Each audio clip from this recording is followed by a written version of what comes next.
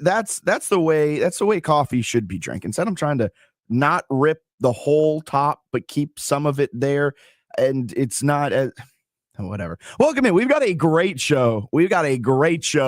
On tap for this Wednesday, July 16th. We've got Sia Najad of Sportsline, CBS Sports HQ, Monumental Sports Network, all of that great stuff. He'll be joining us at 9:30 to chat a little bit about the Open, some betting previews on the Open. I'm going to see what his thoughts are on my guy, Tommy Fleetwood. That'll be coming up at 9:30 this morning.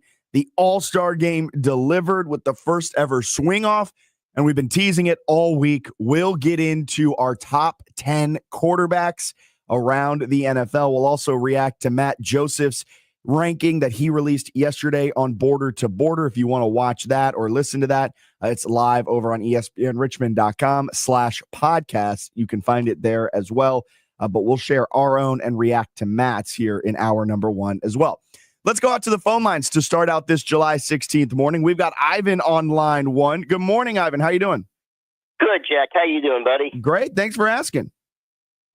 Good. Well, yeah, my wife and I both watched the All-Star Game last night, and we both liked the way they had this. It didn't go into extra innings, but they had it where it was the home run hitting contest that determined who won. And we think that's an excellent way that maybe baseball should try that more often during the regular season instead of going to extra innings, have a home run hitting contest. Ivan, look out. The baseball purists are going to be coming for your head. The baseball purists will hate that. They would hate that. I think it was a lot of fun for an exhibition game for the All-Star Game. I think baseball needs some changes as well to kind of liven up it. I don't know if a home run derby style extra innings thing is necessarily the way to liven it up, but man, was it fun last night for the All-Star Game. Schwarber hit the first three pitches he saw. He went yard and gave the NL the win. I mean, it was exhilarating. It was a lot of fun. It was.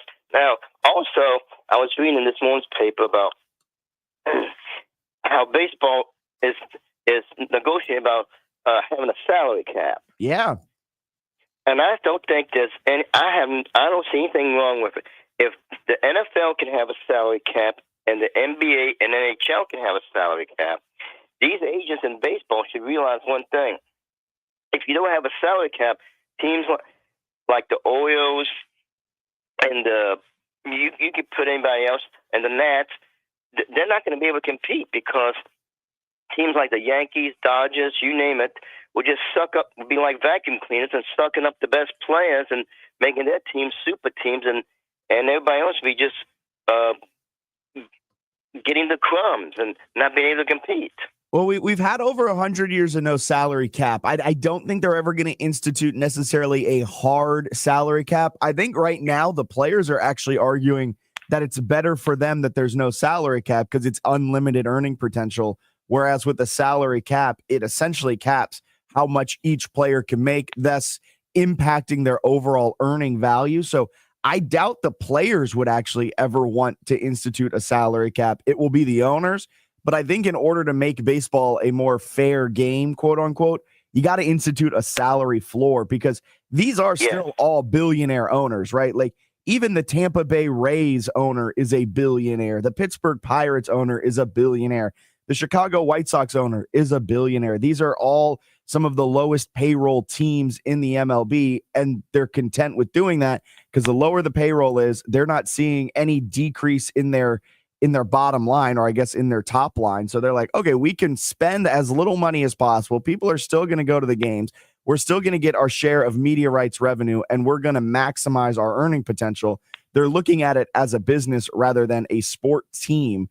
I think you got to institute a salary floor to ensure that all teams are spending, let's say, at least $100 million in payroll every year, so we can avoid the teams like the Pirates who have these generational talents in O'Neal Cruz and Paul Skeens, and yet they don't build around them because they just want to maximize as much profit as possible. Exactly, because, in the end, the fans are going to be the biggest losers if they don't have this kind of cap. Yeah, exactly. I would love to see a cap in the MLB. I think MLB needs a cap, but I would be shocked if they ever get one. I just don't think the players will concede on that front because they see it as a way to cap their earnings potential. And so they'll probably continue with a non-salary cap league. Maybe they introduce something similar to what the NBA does, where the NBA has a salary cap, then they have the luxury tax. If you go over the salary cap, then they have the first apron, the second. They have all these kind of addendums to their salary cap, but maybe MLB introduces something like that. But I don't see them ever doing a NFL-style hard cap system. No, you're probably right, but I know that having those caps has saved a lot of hockey teams, and I think it's something eventually that's going to come to pass. But it's going to be interesting to see if the agents are willing to swallow hard to say, okay, we'll accept that. Yeah, I mean, it's going to be I think it's going to be a contentious issue when the CBA, they're already starting that discussion when they go through that full CBA kind of negotiation, what will be conceded, what will be given, and kind of the back and forth between the MLB PA and the MLB owners. Yeah. All right. Thanks, Jack. All right. Thank you, Ivan. Have a wonderful rest of your Wednesday. There goes Ivan. That's the perfect way to dive right on into the sports update with what you may have missed overnight in the wide world of sports.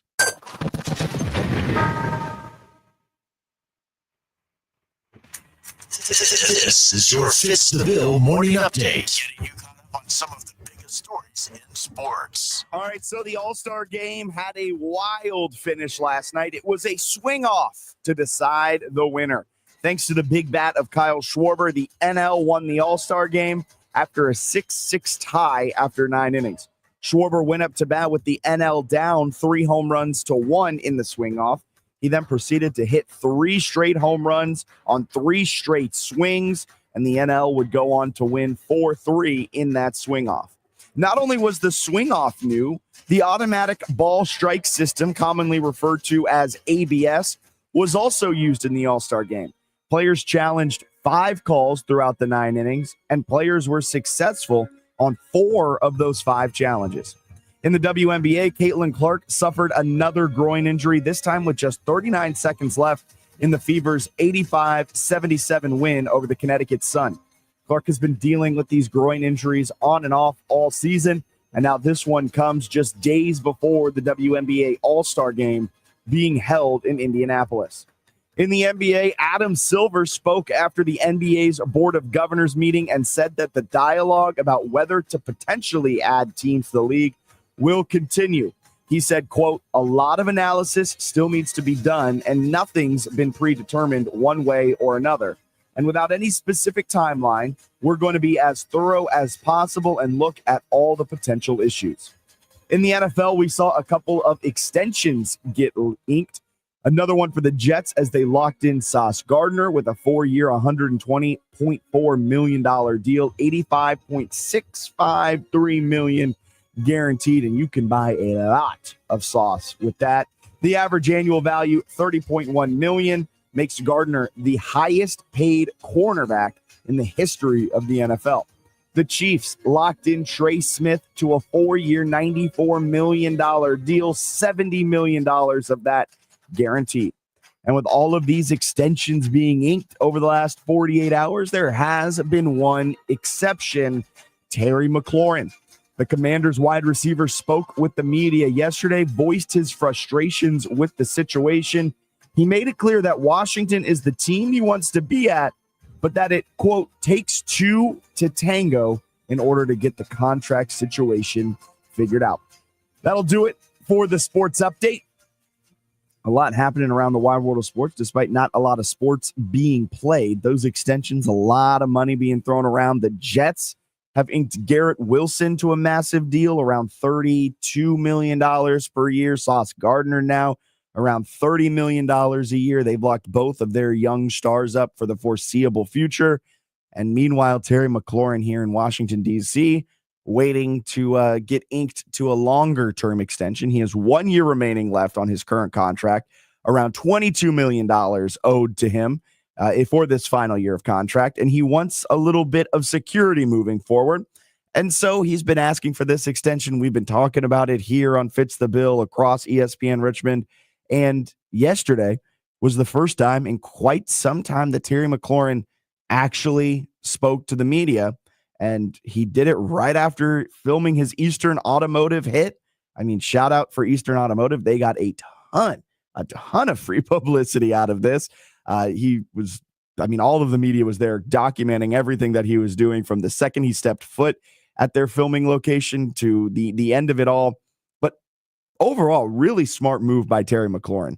He is now controlling the narrative because we know Washington likely won't do anything and really can't say anything publicly because they've already lost in the court of public opinion.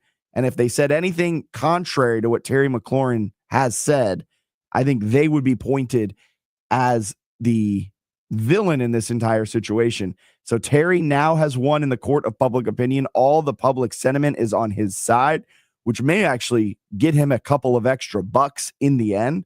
And he is making it very clear that he wants to stay put. He wants to stay put. He did go on, though, to say during his couple of minute of media availability, he said, quote, "If they don't feel I'm part of their future, that's fine. Just tell me that. I'm an adult and can handle hard truths." He went on to say, "I do want to play here and continue to be part of what is being built. But you also want to feel valued by ownership. I think there is a disconnect between the value I bring to the table and how it applies to the market." So Terry wants to be in Washington, likely to finish out his career. He likely has one huge payday left, and that's what he's trying to eke out of Washington in this last extension. And a lot of people were making a lot out of that one quote. "If they don't feel I'm part of the future, that's fine. Just tell me that. I'm an adult and can handle hard truths." A lot of people making a lot out of that quote. I think he was just talking. I think Washington does want him to be part of their future. If they didn't, they would have either traded him by now or let him know that he's not part of their future. They haven't said any of that. They're still working behind the scenes to figure it all out. I think Terry also said Washington and him really haven't been in a lot of contact over the last month or so. This is going to get done, though. Maybe I'm being naive to it all. Terry McLaurin made the right move, probably got him an extra couple of bucks by swaying the public sentiment so much to his side. But Washington is going to get this done. It's going to be a 3-year deal, a 3-year extension that'll keep him through the 2028 season. They're going to get him a 3-year extension, I imagine, worth around $33 to $35 million per year. And it's what Allen's been saying. How much of it's going to be guaranteed? And that's probably what they're arguing over between the two sides. Terry probably wants 70 to 75% fully guaranteed.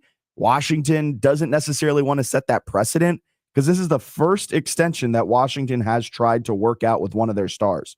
I mean, this ownership group last offseason, they signed a bunch of 1 to 2 year deals. Those all came up this offseason, but it's with a bunch of older players like Bobby Wagner, who I think is 57, Frankie Louvu, who I think is 42. I mean, some older guys out there. So your contract structure is going to be a little bit different than what Terry McLaurin's asking for. And he's the first big extension that they're working out. So it's a lot of pressure on the Washington side where you don't necessarily want to set the precedent that you are a team that's going to be giving out large sums of guaranteed money, because that might not be how you operate moving forward. But if you give Terry 72% of this deal fully guaranteed, you know the next guy who's going to be up for an extension is going to be asking for 73% of that deal guaranteed. And that might just not be the business that this ownership group, this general manager, the front office wants to get into. So really tough spot for both sides now with Terry and Washington. But this will get done on the eve of training camp. He'll be there for training camp. He'll be there for week 1. But Terry McLaurin did speak to the media yesterday, got some stuff off of his chest, felt like a therapy session for him at times, but he got public sentiment his way. If that was his goal, he's done that. Next step, get a deal done, but he won't get a deal done until the eve of training camp. It'll be a lot more of posturing on both sides between the Commanders and Terry. All right, coming up, we've got QB rankings. We're breaking down 1 through 10. And Alan always asks, I need the criteria for how you're doing these rankings. So I'm going to give you the criteria here, Alan. These are the best QBs in the NFL based upon who you would want to start a franchise with. And so the things I'm taking into account, play this past season, along with career numbers and career play, what we can project out for 2025 and also 2030, 5 years from now, And so it punishes older quarterbacks, enhances young guys. Essentially, it boils down to who would you want to start a franchise with tomorrow? And that is how we are going through these rankings, 1 through 10. That's coming up on the other side of the break. Sports on 106.1 ESPN Richmond, brought to you by Herman Allen Plumbing, Heating, and Cooling, a premier Lennox dealer. Online at hermanallenplumbing.com. Serving Richmond and beyond for over 20 years, Bon Air Shell features a full line of automotive services. Check out bonairshell.com, loaded with coupons, specials, and more to see all that they can do for your car and your peace of mind. And now with their Fuel Rewards program, you can save at least 5 cents per gallon on every fill-up. Learn more at fuelrewards.com. Go see the team at Bon Air Shell, 8762 West Huguenot Road. Go to bonairshell.com or call them at 272-3232. That's 272-3232. Brew it, taste it, sip it. Pork it at the Beer, Bourbon, and Barbecue Festival, Saturday, July 26th at the Meadow Event Park. It's indoors for one day only. Open at noon for VIPs, 2 p.m. general admission. Listen to live music. Bring your friends to enjoy over 60 craft beers and 40 bourbons with unlimited sampling, plus lots of great barbecue. For more info, go to beerandbourbon.com. That's beerandbourbon.com. ZipRecruiter is the place. ZipRecruiter is the place for talented teachers, savvy software developers, and master mixologists. ZipRecruiter is the place where you meet all these people and more. That's because ZipRecruiter is the place for job seekers who are looking for new opportunities. In fact, ZipRecruiter helps 10 million people with their job search every day, so you can find the right candidates right away. It's no wonder that ZipRecruiter is the place for skilled skydiving instructors, accomplished airbrush artists, and proficient pediatricians. But if you're not using ZipRecruiter to hire, you're missing out. ZipRecruiter is the place that's so confident it can make your hiring easier that it lets you try it for free at ziprecruiter.com/free. So if you want the right candidates for all your roles, ZipRecruiter is the place to go. Try it for free at ziprecruiter.com/free. That's ziprecruiter.com/free.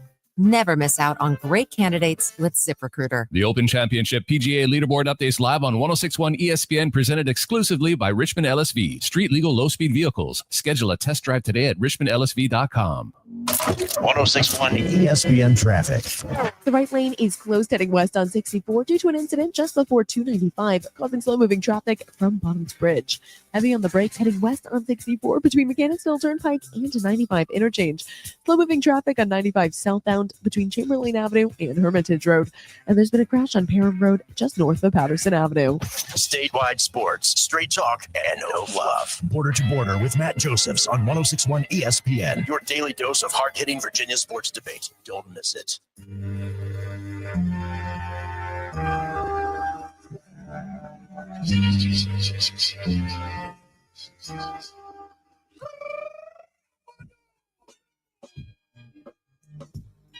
Welcome back in Fitz the Bill. Quarterback rankings. All right, we got 1 through 10. Best quarterbacks in the NFL. It's based upon who you want to start a franchise with tomorrow. So things I'm taking into account. Play this past season, play over your career, if that's applicable, and what we can project out not only for this season, but for 5 years from now. So it'll punish older quarterbacks a little bit more. It'll enhance young guys more than necessarily a middle of the road, kind of middle-aged quarterback, quote unquote middle-aged, not actually middle-aged, but the top quarterbacks that you want to start a franchise with tomorrow. Number one, it's pretty simple. Number one's pretty easy. And I think we can all agree it's Jaden. No, I'm kidding. It's Patrick Mahomes. Could you imagine if I just threw it's Geno Smith. We all can get behind. Geno Smith is the number one quarterback. Now, it's Patrick Mahomes. So I love nerd numbers. We'll be talking nerd numbers a lot on this show throughout football season. I think it just provides a really nice, holistic way to see how a player, specifically quarterbacks, are performing with their offensive line kind of taken out of the equation, just how a quarterback is. And Patrick Mahomes this last season was a top 10 quarterback in PFF. He ranked 9th in PFF grades. He ranked 11th in EPA plus CPOE. And I know what you're saying, Jack, what in the hell is EPA plus CPOE? Expected points added plus completion percentage over expectation. So every pass that you throw, it's either going to be caught or it's not. And there's so many different factors that you kind of have what's expected for you to complete, and then you complete either more than that or less than that. And so quarterbacks with a good EPA, which is expected points added on a per drop pack basis, how are you impacting the overall score on a per play basis, plus your completion percentage over expectation? How much are you overplaying what is expected out of you? Patrick Mahomes, 11th in the NFL last year, kind of one of his lower years in EPA plus CPOE, but overall, I mean, you're looking at his entire body of work. You're looking at a guy who's gone to 3 straight Super Bowls. I could sing the praises of Patrick Mahomes for the next 2 hours. He's done all of his damage, like the 3 straight Super Bowls, nearly winning 3 straight, going to 3 straight. He's done all of this since losing wide receiver 1 in Tyreek Hill, his first wide receiver 1. And since losing Tyreek Hill, all he's had is Travis Kelce. He's had arguably the worst receiving core of any true contender over the last 3 years. The last 2 seasons, they've been an absolute middle of the road receiving core in so many statistics. And yet, despite all of that, he had 4,607 passing yards, 67.3% completion, and a 31-13 touchdown to interception ratio. I mean, he is Patrick Mahomes. He is number one. And until someone else goes to 3 straight Super Bowls, winning 2 of them, I don't think he's going to be taken off the top of this list. Patrick Mahomes is an easy number one. It's Patrick Mahomes. And then the list starts. And then the list starts with Lamar Jackson. Lamar Jackson, number 2, easily. And he is coming off his best career year. And since 2021, he has gotten progressively better each and every year. He's coming off of a season where he was the number 1 quarterback, according to PFF, Pro Football Focus, their ranking grading system. He was number 1. He was second in the NFL in EPA plus CPOE. He was elite last year. There was a real case for him to be MVP over Josh Allen. There is a part of me, because of last season, that wants to put him number 1. But I understand he has a lack of playoff success, specifically against Patrick Mahomes. And if we're looking at full career body of work up to this point, Patrick Mahomes is the better quarterback. Career high, 4,601 passing yards last season. He had 45 passing touchdowns in all of 2024, rushed for an additional 4 touchdowns. He was an elite passer this season. He has taken a massive step forward when it comes to passing the football. Every part of the field, he is electric, but now he's one of the best passers over the middle of the field. In the center of the field, he is throwing absolute dots. Best career year by far. If he continues on this trajectory, he is going to be MVP in the MVP conversation for the next 5 years, getting progressively better each and every year. So Lamar Jackson is number 2. Josh Allen is number 3. And I struggled with this one a little bit. I really wanted to put Joe Burrow at number 3, but the MVP for Josh Allen, I think, gives him the slight edge. And his EPA plus CPOE was slightly better than Joe Burrow this last year, so the nerd number came into it a little bit. Josh Allen finished 3rd in the NFL in EPA plus CPOE. He finished 6th according to PFF. He was good last year. No sugarcoating that. I mean, he came in, he had actually a much better year by the numbers. In 2024, he had a 32-6 touchdown to interception ratio, which is better than his 33-18 touchdown to interception ratio the year before. And so by the numbers, Josh Allen was electric last season. Little funny, just kind of a peek behind the curtain with the nerd numbers. There is this stat that PFF tracks called turnover-worthy plays. Very familiar with that. Yeah, turnover-worthy plays. Essentially what it is should that pass have been intercepted or should it not have been intercepted? Was it, essentially, pretty self-explanatory, was it a turnover-worthy play? Josh Allen last year had the same turnover-worthy play percentage as he does every single year. The only difference is he was playing secondaries that had bricks for hands, and they just were unable to catch the football. So he had less interceptions, but he was actually threading the needle and putting the ball in harm's way at the same rate as he typically does. Yeah, he's always been a risk taker. Anthony Richardson typically finds himself at the top of that list too. When he's playing, when he's not checking himself out. Yeah, so it is funny how that works out though. Like Anthony Richardson makes, well, not making the same throw, but like a turnover worthy throw. Anthony Richardson can do that, and Josh Allen can do that. Josh Allen gets away with it, and Anthony doesn't for some reason. But it's not a bad stat to go to when you're trying to decide whether or not the QB is seeing the field real well. Yeah, I I think Josh Allen does see the field real well. He just likes he's just a very big he likes to really test the secondary. But he was hitting big time throws, which is the key. Not only he was putting the ball into harm's way sometimes, but he was hitting big time throws at his second best career rate, which means he is throwing the ball down the field, getting touchdowns, getting big throws, 20 plus yards, 20 plus air yards, just Josh Allen last season was fantastic. And since Joe Brady took over as offensive coordinator, he has gotten the best out of Josh Allen. It's his 2 best years, according to PFF grades. His ADOT has come down. His average depth of target has come down just a little bit. So Allen isn't necessarily balls to the wall, throwing it 20 yards down the field consistently. There's a nice balance of what he's doing, and he has learned how to become an effective and efficient runner. And then the part of Josh Allen that is just the most impressive is his growth year over year. Allen can talk about this. Josh Allen is the reason Trey Lance got drafted. The Josh Allen, his growth from an unpolished quarterback out of Wyoming, going to Buffalo and becoming what he has become, I think set the table for a whole lot of draft picks getting picked. These unpolished guys that had the tools that get drafted early, them trying to make them into something. Do you agree with that? You don't have to. Not really, just because there was nothing about Trey Lance that made me think Josh Allen. Trey Lance was an awful draft pick, should have never been drafted, should not be in the league. Maybe I shouldn't have brought Trey Anytime Lance you up. got somebody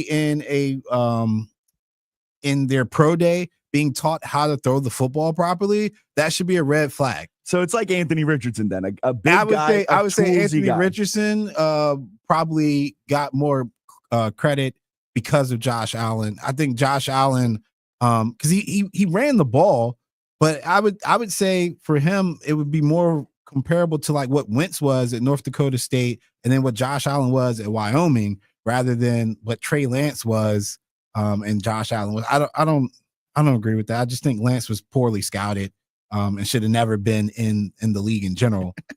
That's just my personal opinion. Again, I watched. It's the only pro day I've ever watched, man.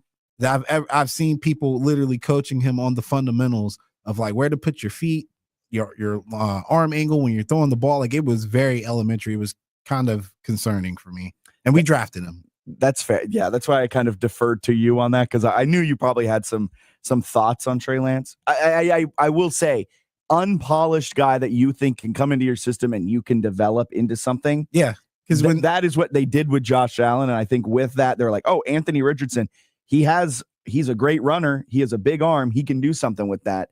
And then so he kind of impacted a couple of high draft quarterback picks, and that in and of itself is pretty impressive. Hey, Dolphin Dave, hold on real quick. I just wanted to say something before I let you know that he's obviously on the line. But the thing about Josh Allen, when he came out, the one thing everybody kept saying, they went to statistics, right? They did the nerd numbers and things like that. It didn't favor him, especially on the accuracy part. They were like, he was horribly, and you don't typically get more accurate. Yeah, and you don't see that now in the NFL as far as like the accuracy issues. But the one thing that helped him kind of get around that was he got a wide receiver one in Diggs who had a wide catch radius. Yeah. Then he developed into seeing the field more. They moved the pocket more. They've done a phenomenal job coaching to his strengths in Buffalo, despite multiple coordinators and things like that. Yeah. We did get before we go to Dolphin Dave on the phone line, we did get a text on the text line where they're saying Burrow has a Super Bowl appearance. Allen does not. What weighs more, an MVP or a Super Bowl performance? Allen has yet to get past Mahomes, where Burrow has a better head-to-head record against Mahomes.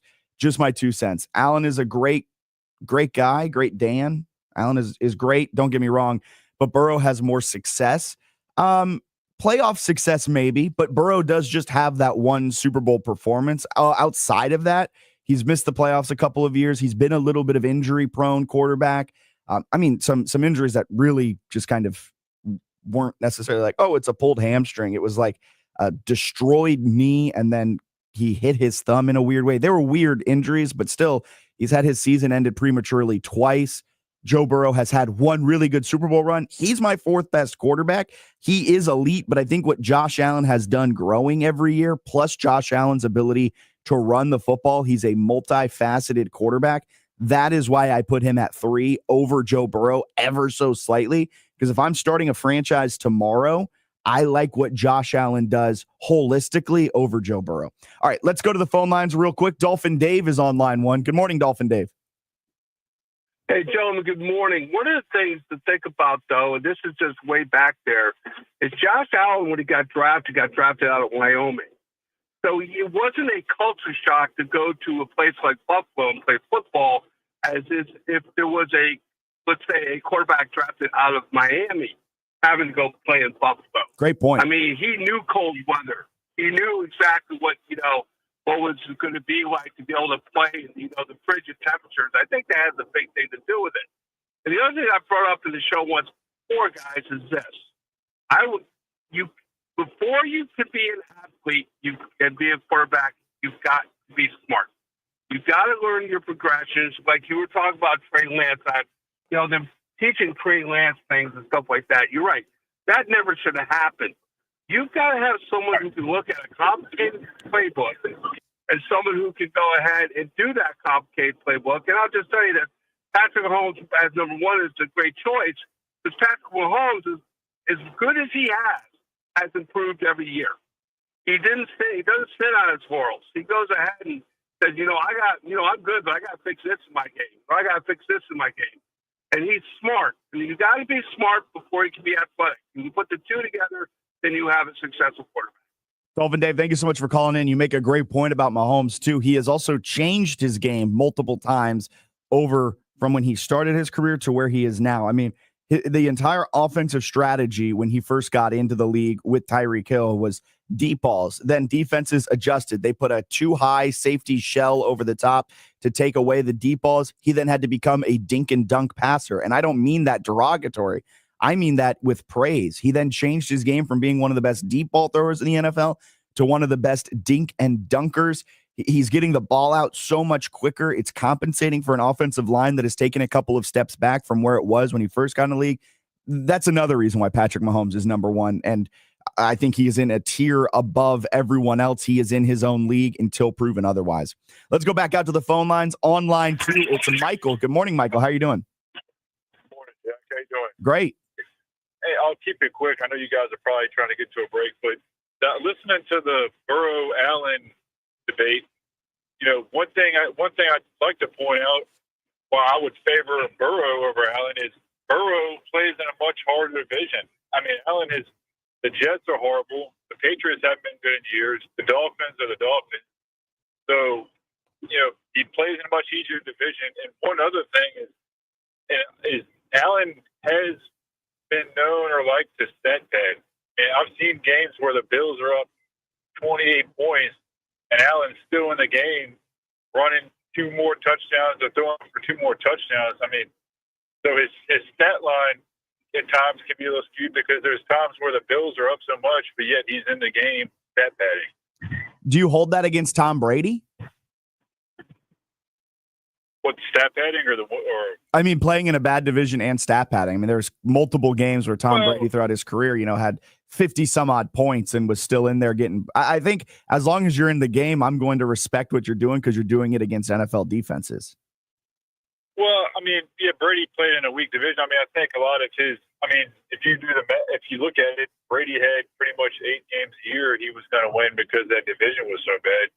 Now, what I do respect Brady on, and I'm not a big Brady fan, is he backed it up come the playoffs. Yeah. He beat all these really good quarterbacks, but Allen is not doing that. He's not beating Mahomes. He can't get over that Mahomes stuff where at least Burrow got to a Super Bowl, and Burrow has a better record against Mahomes, but I don't even think Allen beats Lamar in a playoff game. That's where, to me, you start to measure an elite quarterback is he's in this group with them, but he doesn't beat them. I mean, Josh Allen is 4-1 against Mahomes in the regular season. Now, the bad part is he is 0-3 against him in the playoffs, but Josh Allen is beating Mahomes on a quite consistent basis in the regular season. I get what you're saying. I do think it's really tough to say, well, he doesn't have the playoff success when the boogeyman is staring him at it in the face each and every year. Now, Burrow did get through him. Burrow did get to the Super Bowl, so Burrow does get a little bit of a bump from that. Josh Allen is ever so slightly above Joe Burrow, in my opinion, though, because of his mobility and how he is both as a passer and a runner and how he has gotten progressively better every year without a big injury derailing any of his seasons. Michael, thank you so much for calling in. You're right. We do have to get up against the break. All right, let's get that break in here. We'll share the rest of the list as we go through our number one on this Wednesday morning on Fitz the Bill.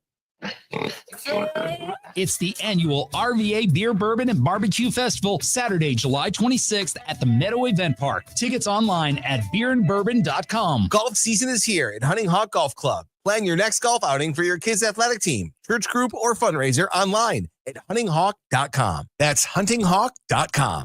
It's bow time. Something new just dropped at Bojangles. Take the bold taste of a crispy golden chicken supreme that's been seasoned to perfection, then add dill pickles, Carolina Gold barbecue sauce, and a toasted bun that's great on the go. What do you get? You get a Bo's Bird Dog. In fact, you can grab 2 of them for $5. So when you're on the go, headed to practice, or need a snack, grab a Bo's Bird Dog. Hurry in before they're gone. Available for a limited time. It's bow time.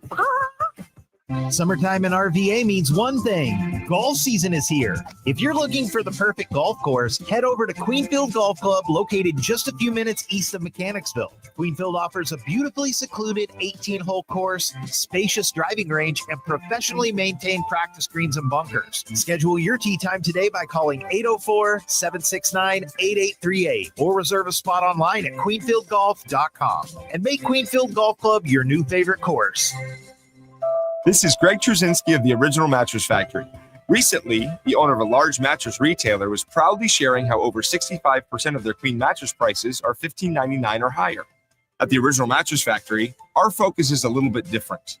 We build superior quality mattresses right here in town and do our best to save you as much money as possible. That's why at OMF, nearly 80% of our queen mattresses are lower than those prices others brag about. Stop in or check out originalmattress.com to learn more.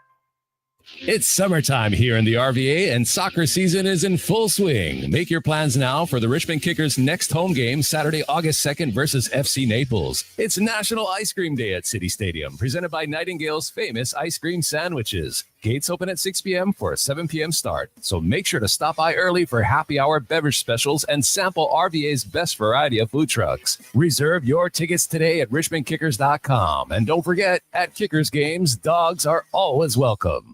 Evan, Canty, and Michelle are unsportsmanlike. Jerry Jones is the face in the NFL. The number one team that we talk about in all of sports in the United States of America would be the Dallas Cowboys. He has led this group for 30 plus years. We care about everything they do. We care about everything he says. Unsportsmanlike. Weekday mornings starting at 6 Eastern on ESPN Radio and on ESPN2.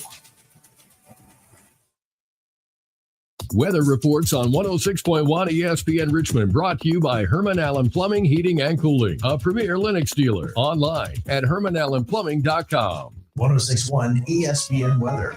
Taking a look at today's weather forecast, it's currently cloudy and 77 degrees with a low today of 73 and a high of 87. Cloud coverage is expected to stay throughout the morning with scattered thunderstorms starting from 1 p.m. to 7 p.m. We're feeling a continuous breeze with gusts of wind up to 14 miles per hour. And taking a look at tomorrow, partly cloudy skies with a high of 92 and a low of 76. From Richmond and beyond, Border to Border with Matt Josephs on 106.1 ESPN breaks down Virginia sports like nobody else. Bold opinions, zero sugarcoating. Tune in.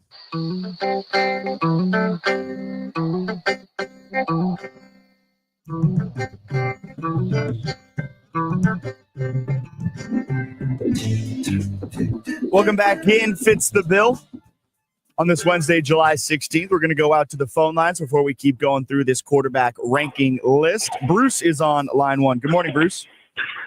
Good morning, Sid. Good morning, Alan. Hey, guys. So I know a little. I watch a little NFL. What?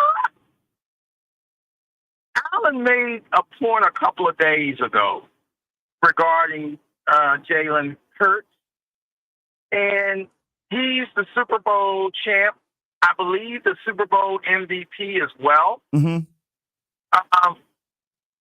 What? And I get this ranking, but why is he not? And Lamar Jackson is my number one fan. I'm his number one fan. He's my favorite player in the league. So why isn't Jalen Hurts like number 2 or number 3? Why do we put the other quarterbacks? And I get all of the components and what you see on TV, but if Jalen Hurts leads a team to win a Super Bowl to the quarterback that we think is the most dominant quarterback in the league, why isn't Jalen Hurts number 2, 3 in that number? Jalen Hurts isn't even in my top 10 because he's 21st. He was 21st in PFF grade last year. He ranked 17th in the NFL last season in passing yards, 14th in passing touchdowns.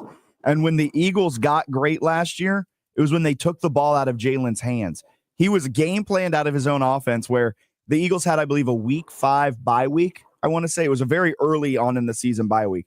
After that point, he was 26th in the NFL among quarterbacks who took 190 snaps or more in passing touchdowns in passing attempts.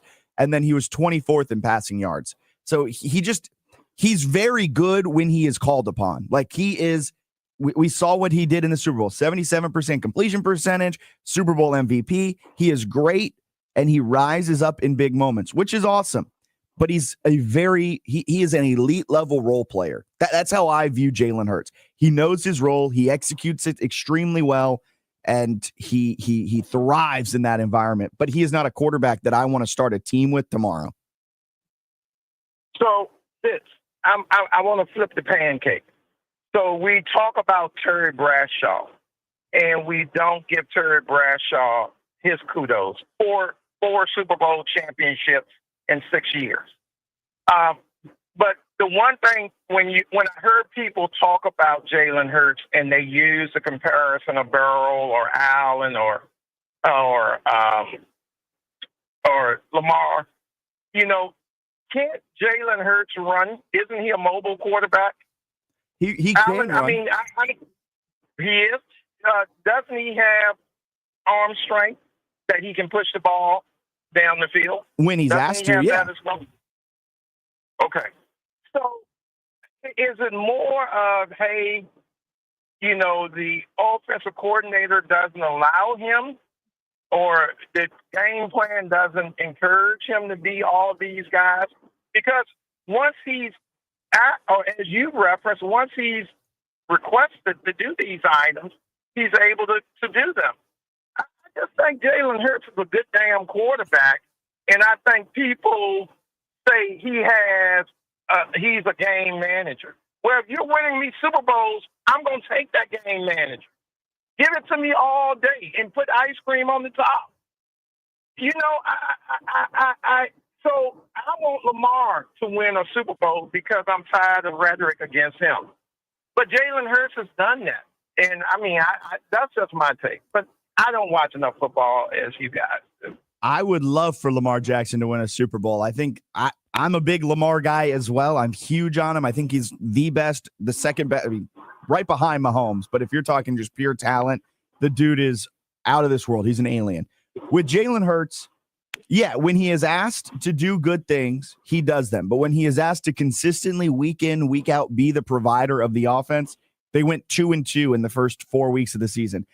I think Jalen Hurts is a great quarterback. He is a great game manager. And that's not a bad thing. But if I'm finding the 10 best quarterbacks in the NFL right now, it's not Jalen Hurts. His offense, his offensive line ranked top 10 in run blocking and pass blocking. His rushing offense was top 10. The offense overall was ranked as a top 10 unit. And yet Jalen Hurts was 21st last season in PFF passing grade.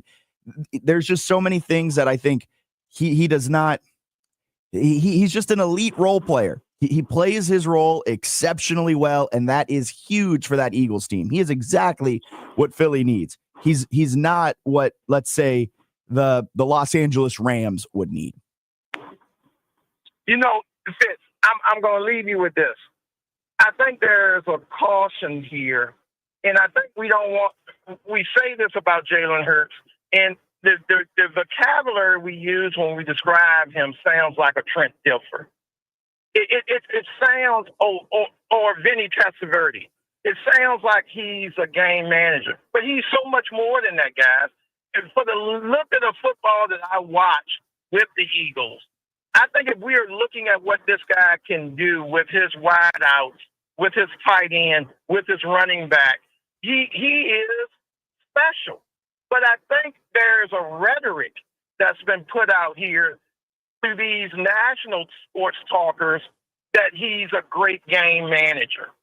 But, yeah, I mean, you would have thought that would have been timid because he won the Super Bowl and he was the MVP. You would have thought people would come out now and would say, hey, man, we got to look at Jalen Hurts in a different light. And that's my take on it. You got to look at this guy in a different light because if the prerequisite is, hey, you need to be mobile, you need to have arm strength, you need to have it between the ears, he has all of that. So why aren't we giving him his flowers? I don't get it, man. So that's just my take on it. He's a game manager, and that's not a bad thing. Like, I think so many people think game manager is a derogatory term. He does what he needs to do to win games, and that's not a bad thing. He's just not one of the best. Just, you can win with Jalen Hurts. I am not sure that actually, let me rephrase that. You can win with Jalen Hurts. You cannot win because of Jalen Hurts. If he did not have Saquon, if he did not have a top 3 offensive line, if he didn't have the second best wide receiver duo in the NFL, Jalen Hurts, we wouldn't even be having this debate because we would all agree he's outside of the top 10. He has some of the best weapons in the NFL, which help him out a ton, and he knows how to hit what dial, how to turn what lever. Well, he knows exactly what to do. He is an elite role player. But Sean Livingston was an elite role player for the Golden State Warriors, and no one ever said that he was the reason why they were winning championships. That to me, that's Jalen Hurts. He's an elite role player, and he knows how to hand the ball off to Saquon. He knows how to get the ball to A.J. Brown. He knows what levers to pull, what buttons to push. He is elite in that realm, but he is not a quarterback that you can win because of. And it was on full display last season after the bye week when he was game planned out of his own offense. He was not asked to throw the ball a lot. He was not asked to pass the ball a lot. And then in the Super Bowl, he played exceptionally well because that was needed of him. But he is not, in my eyes, he is not a top 10 quarterback, and the stats back it up, where he is a bottom half quarterback last season in passing yards. He's right around middle of the pack in passing touchdowns. And he's a great game manager, not derogatory in a nice way. He is a great game manager. Bruce, thank you so much for calling. We got to get to a break here. Thanks, guys. Appreciate the debate, Bruce. Whew, that was a tongue twister for some reason.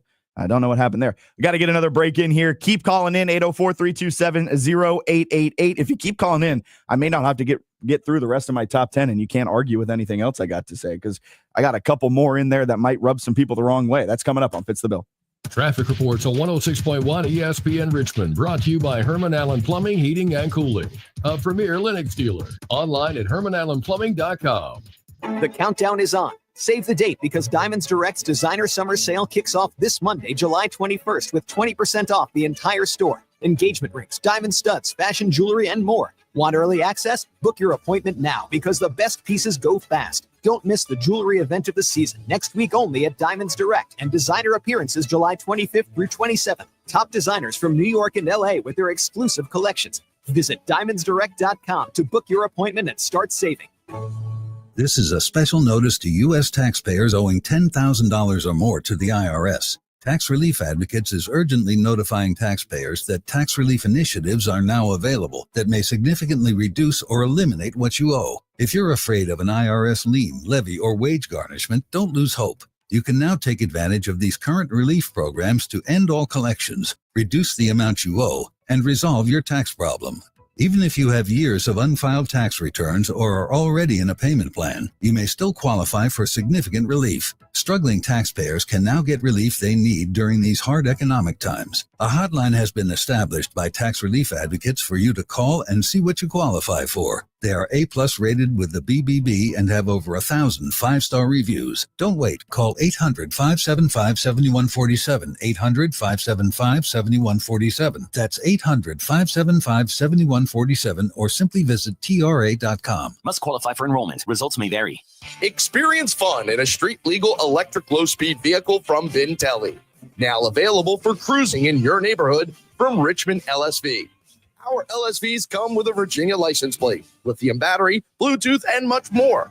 Follow us on social media, Richmond LSV. Schedule a test drive today. Text 804-363-4351 or email info@richmondlsv.com. Fun, fully charged. Roll down the windows and crank up the sports huddle. Join the voice of the Richmond Spiders, Bob Black, every weekday. From stats to strategy, he's your rush hour MVP. Drive time just became prime time. Sits down next to you and starts talking. Says she want to dance because she likes the groove. So come on, Fatso, and just bust the move. Fatso? Just mean. Come on, Fatso, and bust them. Wow. So rude. That was the way they talked back then.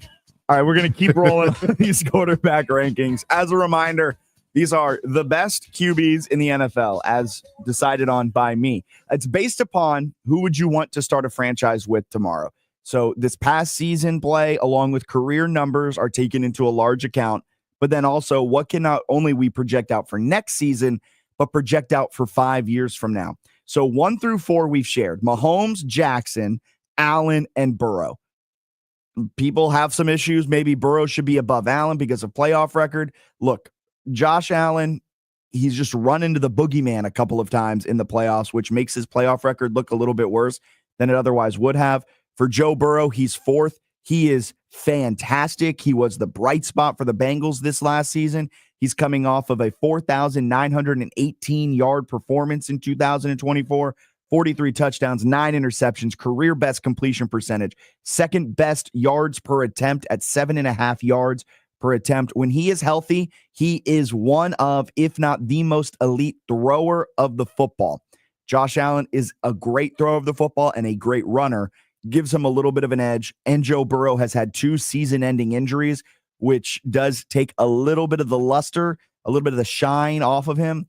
And that's why he's 4th. He's a baller. He has that Super Bowl run, which is awesome. But outside of that, doesn't have a ton of playoff success. Did he go into Arrowhead and take down Mahomes?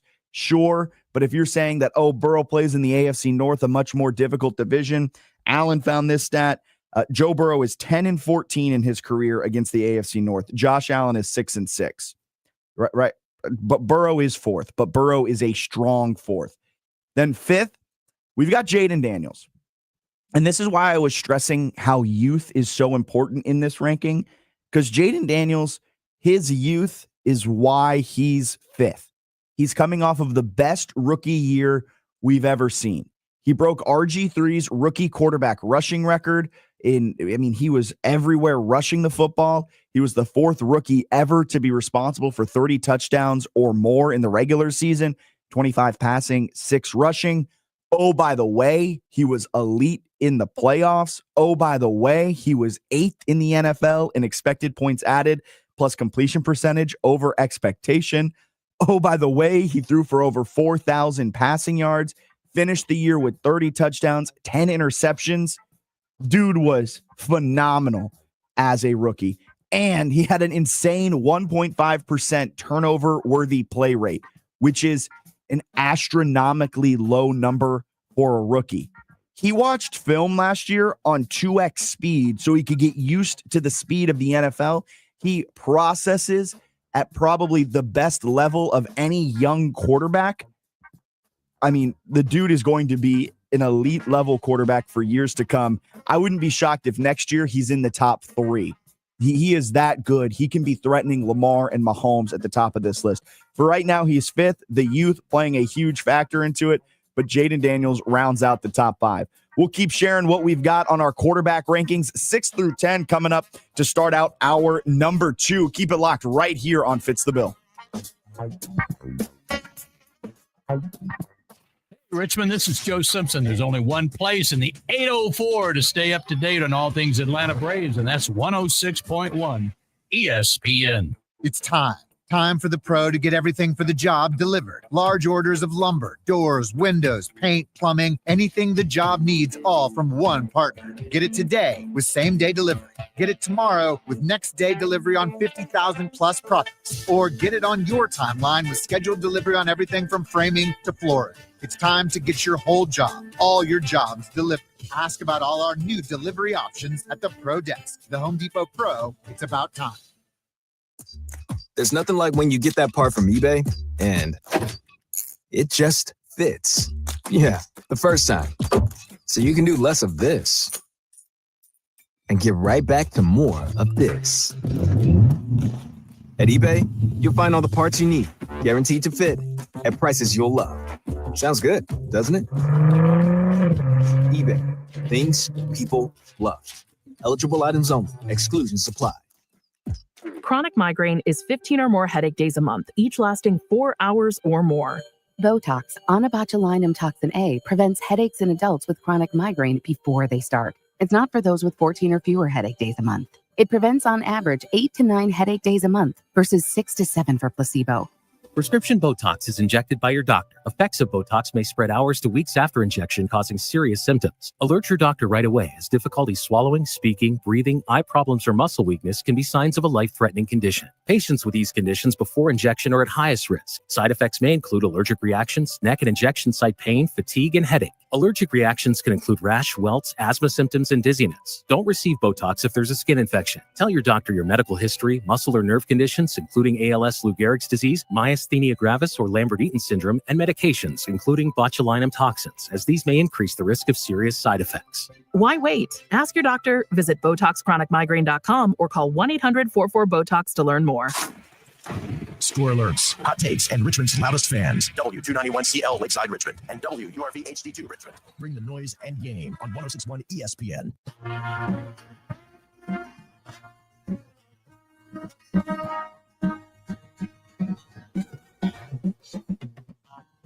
You're listening to the second hour of Fitz the Bill on 106.1 ESPN.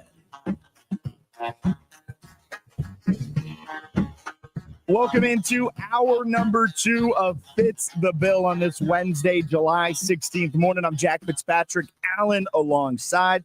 However you're listening, wherever you're listening, appreciate you making us part of your morning right here, 106.1 ESPN Richmond, the ESPN Richmond app, and ESPNRichmond.com. You can also find us live on YouTube. Just type in ESPN Richmond in the search bar. We'll pop right on up, and you can watch live there. While you're there, feel free to comment, be part of the show, subscribe so you never miss any of the shows that are live on our ESPN Richmond YouTube page. And you can find us as well, Fitz the Bill, ESPN RVA on YouTube, Instagram, and TikTok. If you want to continue being part of the show, text, call in 804-327-0888. Had a great first hour ranking 1 through 5, the best quarterbacks in the NFL. We're ranking them based on who would you want to start a franchise with tomorrow. So a couple of things I'm taking into account: play this past season, play over their career when applicable, and then not only how we can project them out to be good in 2025, but how we can project them out to be good in 2030. So youth, that impacts things quite a bit, which is why Jaden Daniels is 5th. And that's why a quarterback who might be a little bit better than Jaden Daniels overall in their career gets hurt a little bit, because being old in NFL terms, it's going to ding you a couple spots in this list. So Jaden Daniels is 5th. 4th was Joe Burrow. Josh Allen was number 3. Lamar Jackson, number 2. and Patrick Mahomes was number 1 on our QB rankings. Now we've got 6 through 10, and I think 6 through 10 is going to ruffle some more feathers than what 1 through 5 ruffled here, Alan. I think people are not going to be happy with my 6 through 10. I don't think 1 through 5 is that bad. I mean, like, those are the names that you would expect. You can mix and match, but Mahomes, I would say universally is number 1. I would agree with that. Not much of a debate for that at all, actually. I would agree with that. So number 6, youth is playing a pretty big part in this. CJ Stroud. I think CJ Stroud, I think we all forgot how magical that freshman campaign was from him as a rookie. His sophomore year was a slump, but CJ Stroud was playing behind arguably the worst offensive line in the NFL. And unfortunately for CJ Stroud, not expected to be a ton better here in 2025. According to Fantasy Points, they have a preseason rank of 32nd. Last season, they finished the year ranked 21st in PFF pass blocking grade, and 25th in run blocking grade. CJ Stroud was the most pressured quarterback in the NFL. He was pressured on 231 of his dropbacks, and 85% of those pressures were because of his offensive line. 12% were because of himself running into pressure, but 85% of all of his pressures last season were because of his offensive line.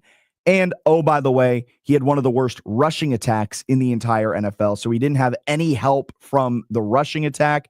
It was all CJ Stroud. And even with all of that looming over him, he had a very comparable 2024, his sophomore year, to his 2023. Finished with 4,245 passing yards, which is 300 yards down from his rookie year. Had 21 touchdowns his sophomore year compared to 26 his rookie year, and had essentially the exact same completion percentage. The only difference was interceptions. He had 5 in 2023, 13 in 2024. But if you remember turnover-worthy plays that we talked about in hour number 1, how many passes should have been picked off, not necessarily meaning they were or weren't, they should have been turnovers. He had the exact same turnover-worthy play rate. So what does that mean? It means that in 2024, he was unlucky. In 2023, he was lucky. He'll probably regress to the mean and finish with around 8 to 9 interceptions in 2025. He has all the tools. I'm really high on CJ Stroud. His youth is playing a huge factor in this at number 6, but CJ Stroud is my 6th best quarterback in the NFL that I want to start a franchise with tomorrow. All right, let's go back out to the phone lines. Reggie is on line 1. Good morning, Reggie. How are we doing on this Wednesday? Gentlemen, good morning. It hadn't got so hot yet, so just hope that it doesn't get to the black flag level, as they said back in the day. I'm really disappointed that the MEAC is not having that media day down in Norfolk. I know it's going to be an MT Bank Stadium up in D.C. / Baltimore. And I understand with the new coaches, with Coach Vick and also Coach Jackson, but still that was revenue and also money that could have went back into downtown Norfolk. And I just don't understand all these years, the MEAC office is there, then for them to do a shift and go up to Baltimore, I just want to see the media coverage. It's going to be that much more extensive than what it would have been in Norfolk. Yeah, is Baltimore's more of a centralized location, though, for the schools, right?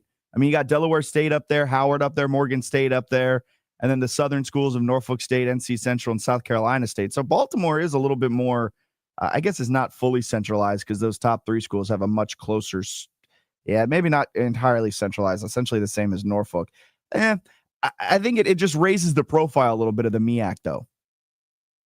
Well, I just want to see how the media coverage is going to be, because I understand, as I talked to Bob and Jack earlier, I just want to see, and Matt, that basically, are they going to give more coverage to the media day? Because you remember when Coach Sanders, first time at the SWAC conference, it was a zoo down there because everybody that never covered it want to come run and cover it.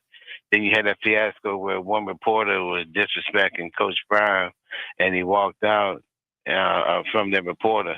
Then they tried to lie and say he walked out from the media day. Coach was a lie. I know that's not going to happen with this the 22nd of July. I think next week. I know that's not going to happen, but it just seems like some people are there to try to do clickbait or try to set people up. I don't think that's going to be the case with the MEAC. I don't think that'll be the case because, I mean, Michael Vick and Deshaun Jackson don't bring as much publicity around them as Coach Prime necessarily did. I mean, Coach Prime, Deion Sanders, was an enigma even before he got to Jackson State. Michael Vick and Deshaun Jackson aren't necessarily that. I do think MEAC Media Day, though, will be pretty crowded. It will have faces that weren't necessarily there last year or the year before that or the year before that. It will bring a breath of newness to the MEAC. And that's what they want by bringing in these former players, these former great NFL players as their coaches. That's kind of the goal. How does the MEAC capitalize on that, and how do they build off of that? But you'll definitely see a lot more people at these media days than you would have otherwise.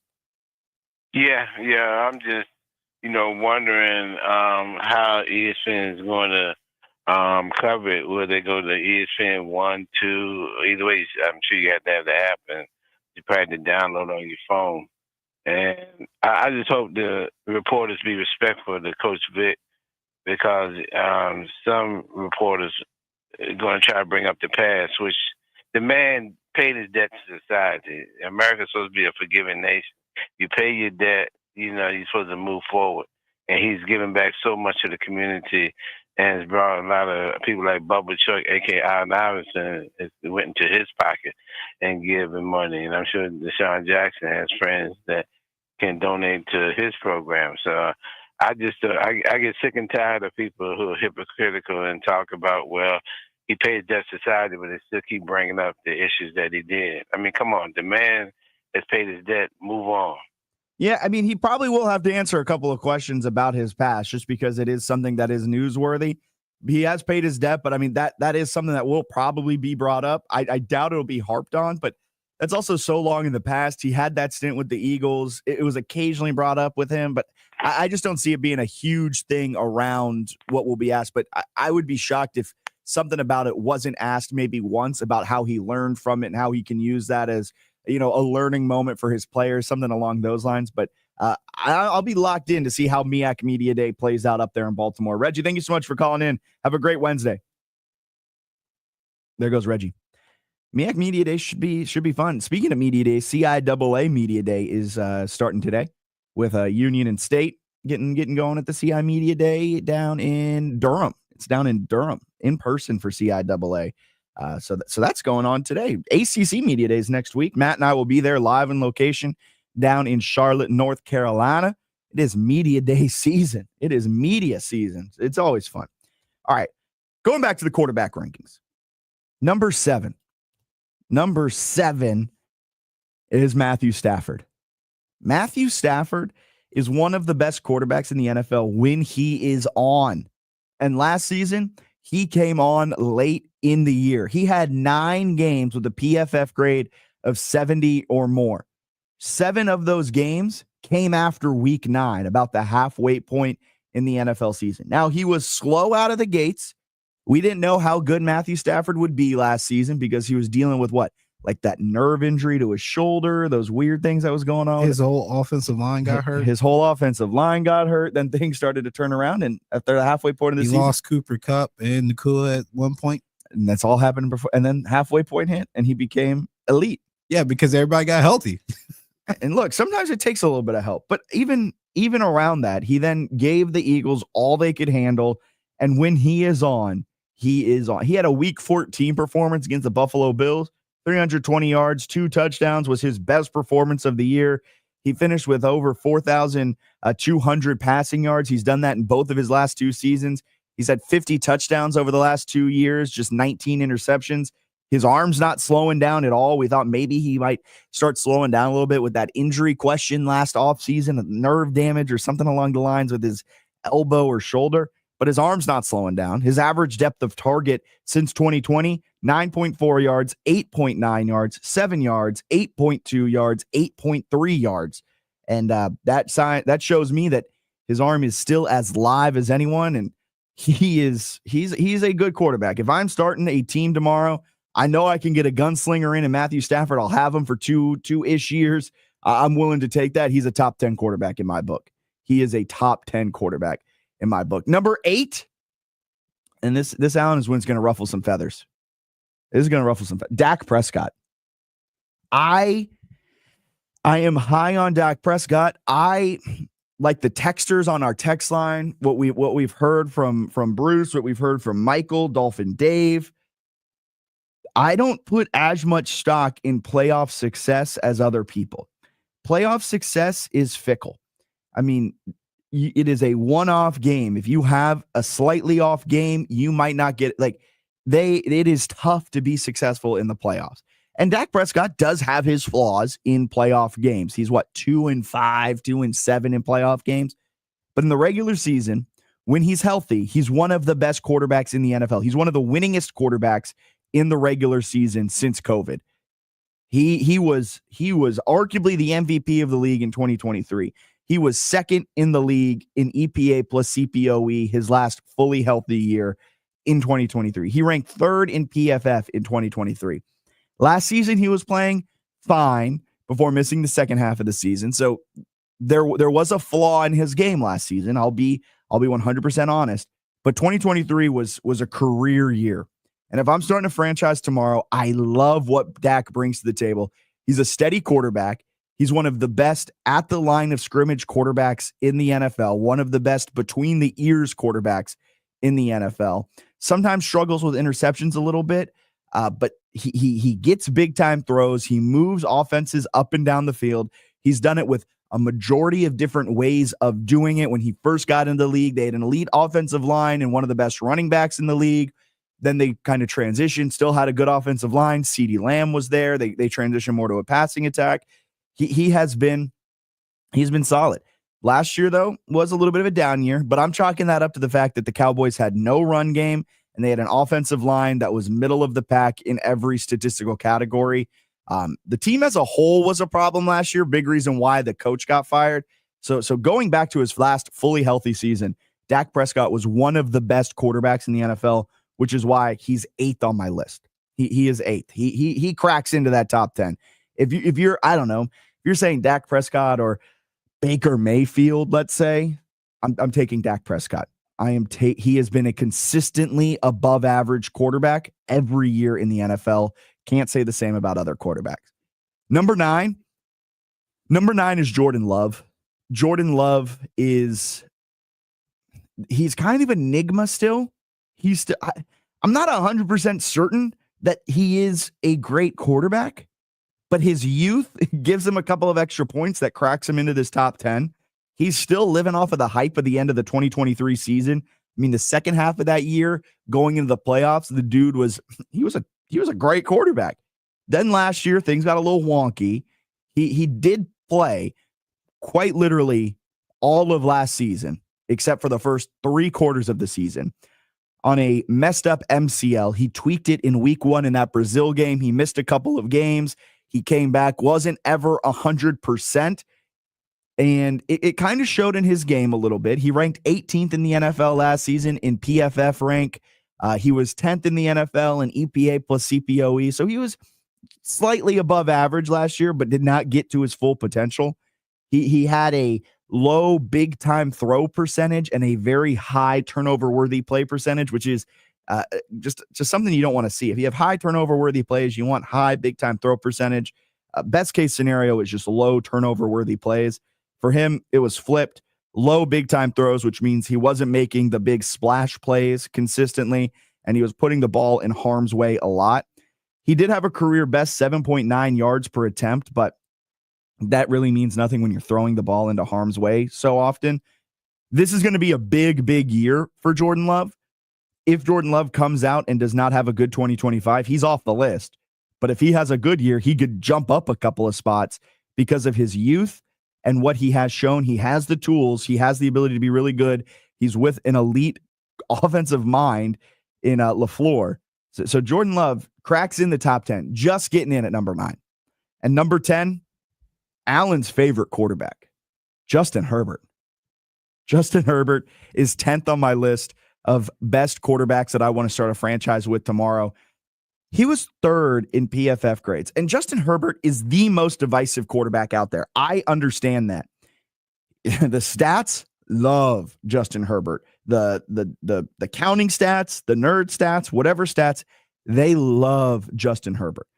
In his career, he has thrown for 21,611 yards. In 2021 and 2022, he had 2 straight over 5,000 passing yard seasons. He has a career 139 to 49 touchdown to interception ratio. He hits his big time throws and he does not put the ball in jeopardy. He pushes the ball downfield, a 7.9 yard average depth of target. Look, he hasn't been helped by his wide receivers either. In his career, 6.6% of his catchable balls have been dropped. Last season, his receivers dropped 8.2% of the catchable balls that were thrown to them, which is the 4th highest mark in the NFL. He's putting the ball on target. He's not putting the ball in harm's way. He's pushing the ball down the field. His wide receivers aren't necessarily helping all that much. The positives are there for Justin Herbert. Just statistically, one of the best quarterbacks this early on in a career that we've ever seen. Now there are negatives. If you're a person who subscribes to wins being a quarterback stat, he is 0-2 in the playoffs and he's 41-38 in his career. There is an argument out there that he is not a winner. He doesn't have that X factor, which was a similar argument of what people had against him when he was in Oregon. And in the playoffs, he kind of falls apart. He falls flat. 242 yards last year in the wild card, 1 touchdown, 4 picks. And in 2022, they did blow a massive lead over the Jacksonville Jaguars. In 2023, they didn't make it. He got hurt. He didn't play the last couple of weeks of the season. Year 2 of Harbaugh is a big year for Justin Herbert. Can he finally shut up the naysayers?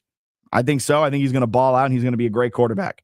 He has all of the every indicator that he is a great quarterback is there.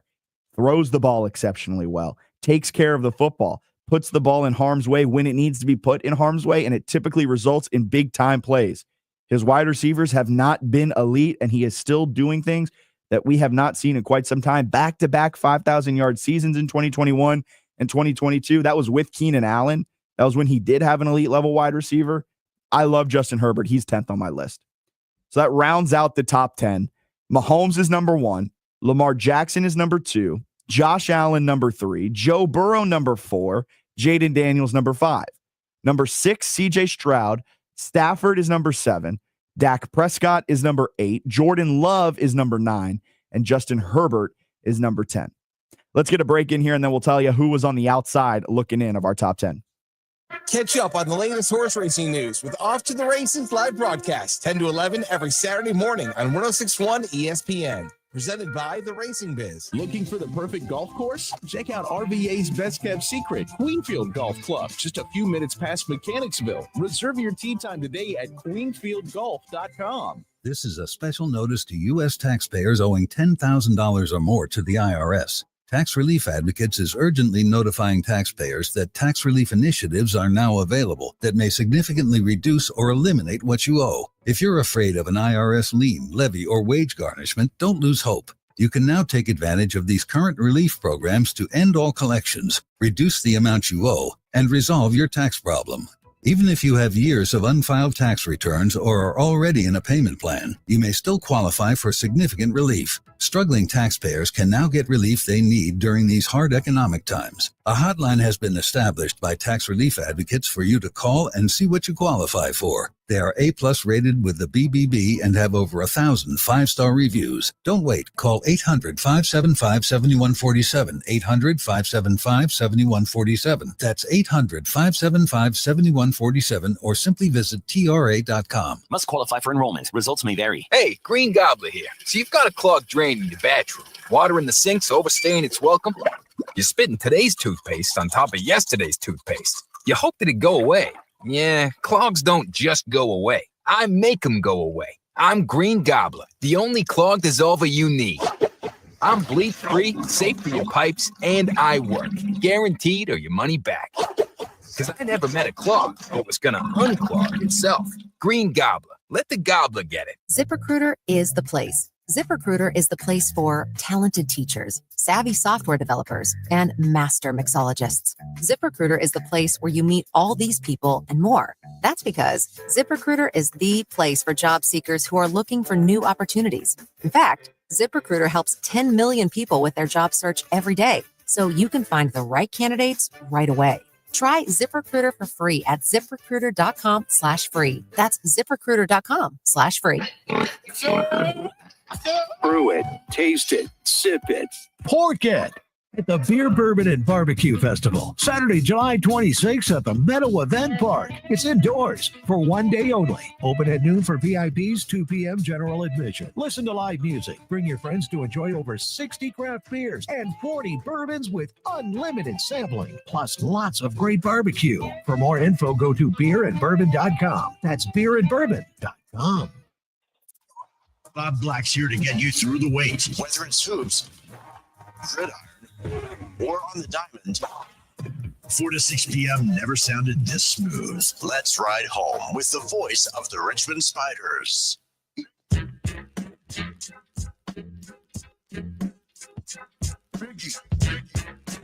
Welcome back into Fitz the Bill. Matt Joseph's on Border to Border yesterday. He shared his top 10. We do differ on quite a few things. Probably the biggest thing we differ on is he had Baker Mayfield 8 in his top 10. Baker Mayfield not in my top 10. Baker Mayfield also on the outside looking in behind Jalen Hurts, Geno Smith, Kyler Murray, Brock Purdy, and then Baker is right there with Tua Tagovailoa. And Baker being a top 10 quarterback, I know we've had some texters text in and say they would rather have Baker Mayfield over Dak Prescott. Dak is 8th in my list. But Baker Mayfield, not a top 10 quarterback. And after doing this exercise, just about a top 15 quarterback. And look, that's fine. Baker Mayfield at his peak, very good quarterback, but he lacks consistency. You want to know a crazy stat, Alan, about Baker Mayfield? A crazy stat. What? Dude does not know how to string together great games. He had 90 plus PFF grade multiple times last season. He had it 1, 2, 3, 4 times last season. And a 90 plus PFF grade is a darn good grade on PFF. And he did it a couple of times.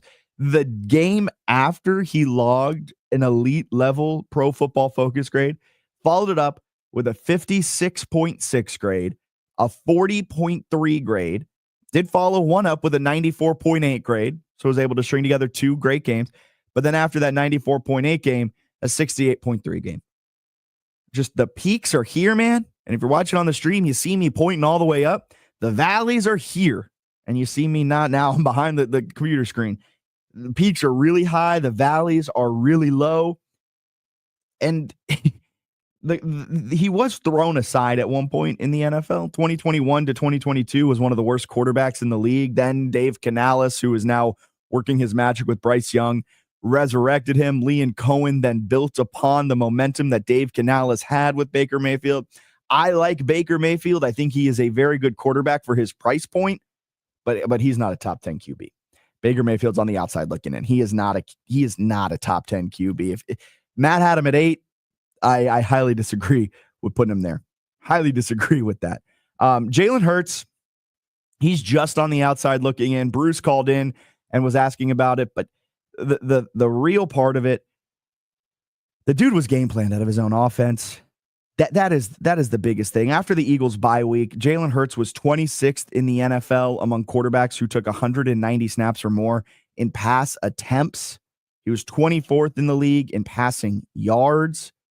Overall on the season, he was 17th in passing yards, 14th in passing touchdowns, ranked 21st in PFF grade.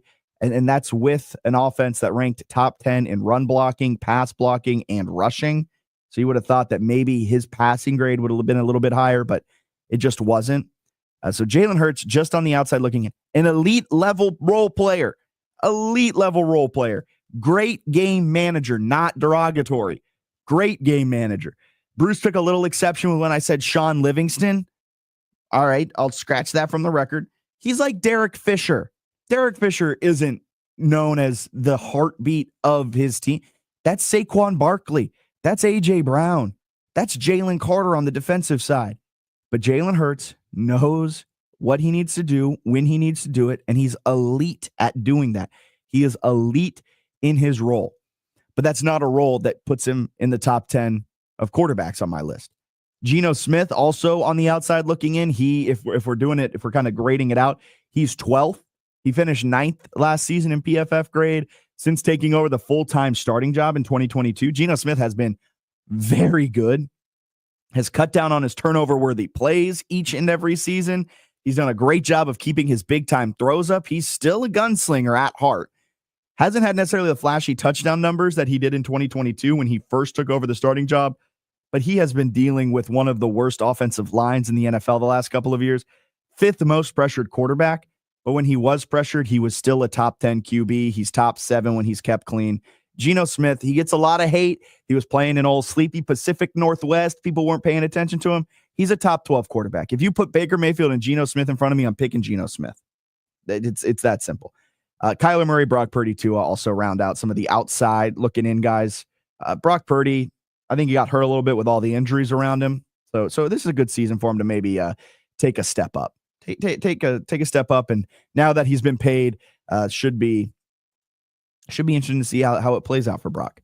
All right, let's get not our last break in here. Let's get another break in here, and then on the other side, we'll change gears a little bit to golf. As Sia Najad from Sportsline, CBS Sports HQ, Monumental Sports Network, he'll be joining us to preview a little bit of the Open Championship, which gets going tomorrow. So keep it locked right here on Fitz the Bill.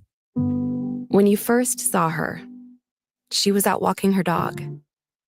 You didn't notice her at first. But when you finally did, it was too late. Because at that moment, you were speeding. She was out walking her dog and only had a second to let go of the leash. Your foot was on the gas, and her life was on the line. Speeding catches up with you. Paid for by NHTSA.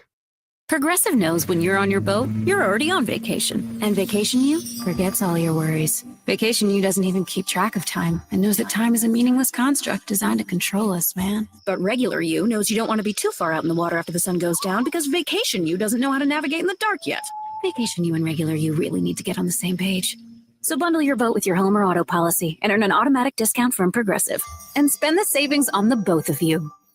Progressive Casualty Insurance Company affiliates and other insurers. Not available in all states or situations. With rising gas prices in the RVA, save money every time you fill up with the Fuel Rewards program at Bonaire Shell. Sign up today at BonaireShell.com or stop by 8762 Huguenot Road. This is a special notice to U.S. taxpayers owing $10,000 or more to the IRS. Tax Relief Advocates is urgently notifying taxpayers that tax relief initiatives are now available that may significantly reduce or eliminate what you owe. If you're afraid of an IRS lien, levy, or wage garnishment, don't lose hope. You can now take advantage of these current relief programs to end all collections, reduce the amount you owe, and resolve your tax problem.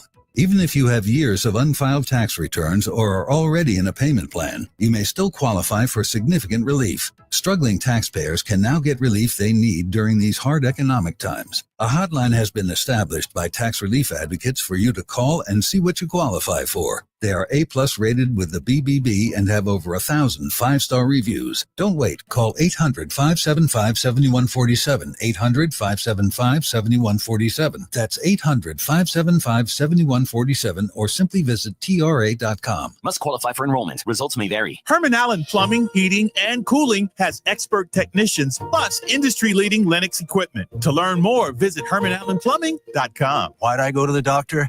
One day at the firehouse, I was so lightheaded I could barely stand. Even my crew noticed. Getting checked out was the right call. Turns out I have atrial fibrillation, which increases the risk of stroke about 5 times. Symptoms like irregular heartbeat, heart racing, chest pain, shortness of breath, fatigue, or lightheadedness can come and go. But if it's AFib, the risk of stroke remains. If you have symptoms, contact a doctor. I'm so glad I did. Visit NoTimeToWait.com, sponsored by Bristol-Myers Squibb and Pfizer. Staples presents That Was Easy. So I was taking my side hustle full-time. Bold move, my friend. And I needed to find everything in one stop. Like finding Bigfoot riding a unicorn. Yeah, so I hit the Staples Easy button. Staples had everything for a new office and print services for signs and brochures. Plus, Cindy, the Staples associate, helped me find the best tech for me. Wait, no drama? No, Staples made it easy. For the products, services, and experts your business needs. Staples. That was easy. In-store, online, and on the app. Experience fun in a street-legal electric low-speed vehicle from Bintelli. Now available for cruising in your neighborhood from Richmond LSV. Our LSVs come with a Virginia license plate, lithium battery, Bluetooth, and much more. Follow us on social media, Richmond LSV. Schedule a test drive today. Text 804-363-4351 or email info@richmondlsv.com. Fun, fully charged. Hey, it's Delvin Joyce, JMU Hall of Famer and former New York Giant. Listen, make sure you tune in to Talkin' Dukes every Wednesday on 106.1 ESPN Richmond. Go Dukes. Don't call it a comeback. I've been here for years. I'm rocking my pants with the sauce and beer. Making the tears rain down. Welcome back into Fitz the Bill on this Wednesday, July 16th morning. I'm Jack Fitzpatrick, Allen alongside, and we are joined now by Sia Najad, host and analyst for Sportsline, CBS Sports HQ, Monumental Sports. Sia, thank you so much for taking some time out of your Wednesday morning. Talk a little golf with us as we get ready for the Open Championship.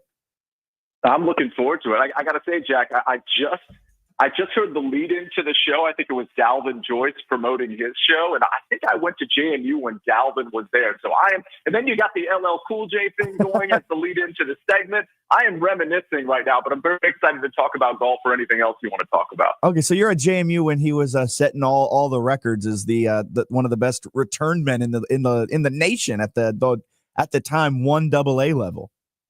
Yeah, I hope I'm not making it up, but I'm pretty sure we went to school together. Yeah. That's awesome. So yeah, the Open Championship, it's teeing off tomorrow.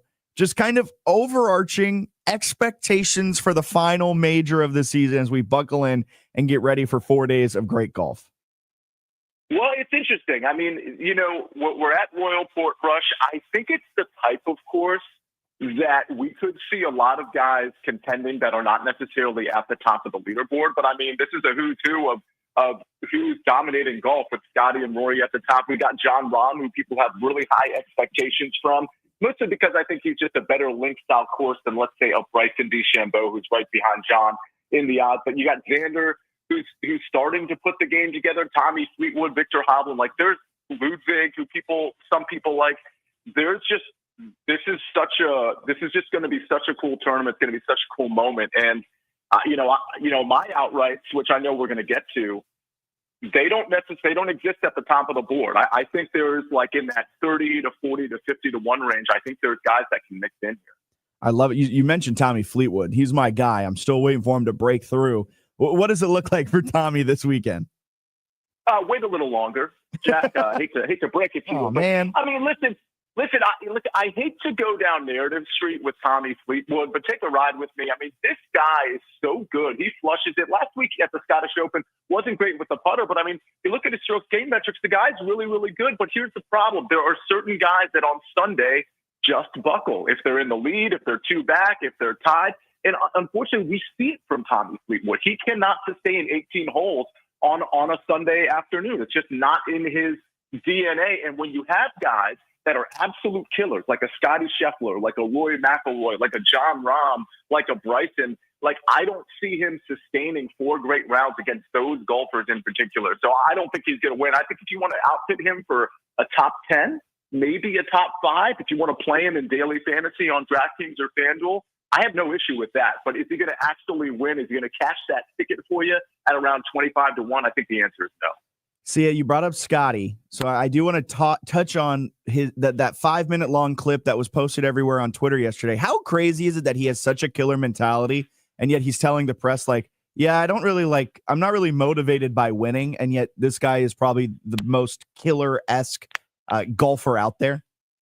Yeah, we talked about this. I do a show 4 days a week called The Early Wedge on the Sportsline YouTube channel, and this came up sort of like as you might expect at the beginning of the show. So here's the thing. Part of the reason Scotty Scheffler is so good is because he has the temperament that he has. right? I mean, this is a guy that like doesn't get frustrated. I mean, of course he gets frustrated, but he doesn't generally show his frustration. He just kind of goes shot to shot, and he knows he's so good that when he hits a bad shot, he can hit a good shot. I think that temperament that you saw in that press conference, where he was just kind of even keel and just kind of calm, talking about the pros and cons of being the number one golfer in the world. I think that temperament serves him well. As far as the content of what he was actually saying, I think it's interesting. I mean, just from a global, philosophical, sociological standpoint, I think it's interesting how he addressed, no matter how good you are, each winning moment is so fleeting, and then you're just back to your everyday life, which honestly, if you think about it, makes sense. But I think a lot of people kind of didn't love how he said it because they want him to like be that killer in the press conference and also on the golf course. I didn't have a problem with it. And like I said, I think his temperament that we saw in that press conference that we see on the course, I think it serves him well and would serve any golfer well if they can actually sustain it, which is the idea of, hey, I'm just on to the next shot. Yeah, I kind of love that just authenticity from Scotty in that press conference, just saying like, I'm happy for 2 minutes. And then the next thing is what's for dinner. Like that was a really, really interesting look into the mind of the best golfer that we have seen in quite some time. That I totally agree. I think, again, you wish, I think a lot of people wish it was like a Tiger mentality, but that's not who Scotty is. And it should be no surprise. Like we've seen Scotty over the last 5-6 years dominate. He's been the same dude every time. Like he is just not going to be that I'm going to kill you with my quotes guy, and he never will be. Sia Nejad, host and analyst for Sportsline, CBS Sports HQ, Monumental Sports, and a couple of other things as well. A long list of accolades for Sia. I do want to kind of talk about the Open itself. What type of golfer lends itself to the style of course that we'll be seeing get going tomorrow? So I do think it requires the complete game, which is kind of a cop-out answer. But I mean, I'll say this. Wind appears to not be a huge factor, but that can absolutely change on a dime. But because like it's probably going to rain throughout, but I don't think wind is going to be really terrible. And I do think that serves some of these golfers well, but I still think they're going to need the around the green play, which is why for me, I've kind of X'd out guys like Ludwig and Victor Hovland. That's not to say they can't do well, because around the green is kind of a funny thing. You kind of get lucky in that department here and there. But I do think you need to be a good ball striker off the tee. I think you need to kind of keep it in the fairway and avoid the danger, because there are some of those pot bunkers and fescue and bushes that you can kind of you're not to punch out of. So, I mean, if you can be relatively accurate off the tee and really dialed in on approach, I'm really looking for good approach players and guys who have a history of putting on these kind of slow fescue greens, although, again, that's a very volatile stat as well. But the long and short of it is I'm looking at tee to green, I'm looking for accuracy off the tee, and I'm looking to be completely dialed with your recent form and general form on approach. I think those are the guys that are really going to succeed this week. So when you look at the major schedule, you go from the U.S. Open now to the Open Championship. What are the differences and similarities between a U.S. Open and the Open?